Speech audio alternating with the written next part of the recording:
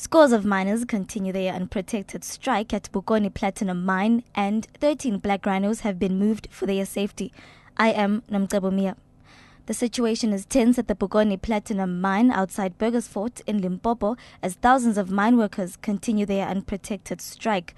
The striking workers have blockaded the road heading to the mine with burning tires and boulders. Management has told them to return to work today or risk being fired.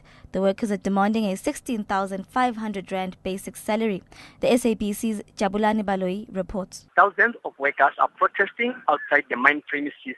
They also went to the site to force the non-striking workers to join the strike. They have vowed not to return to work until the management address their demand. There is police presence in the area and the situation is tense. For SABC News, I'm Jabulani Baloi at Bokoni Platinum Mine. 13 black rhinos have been translocated from Ezemvelo, KwaZulu-Natal Wildlife Reserves to another property in northern KwaZulu-Natal for their own safety. The World Wildlife Fund's Black Rhino Range Expansion Project says the translocation has been a success despite the sensitive complexities involved. This is expected to increase the rhino numbers.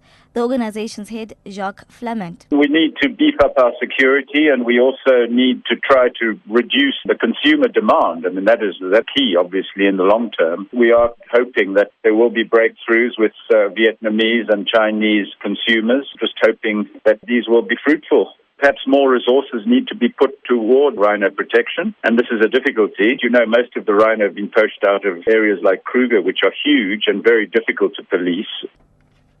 Finance Minister Pravin Gordhan says the current difficult economic situation in the country requires all South Africans to unite to find a positive way forward.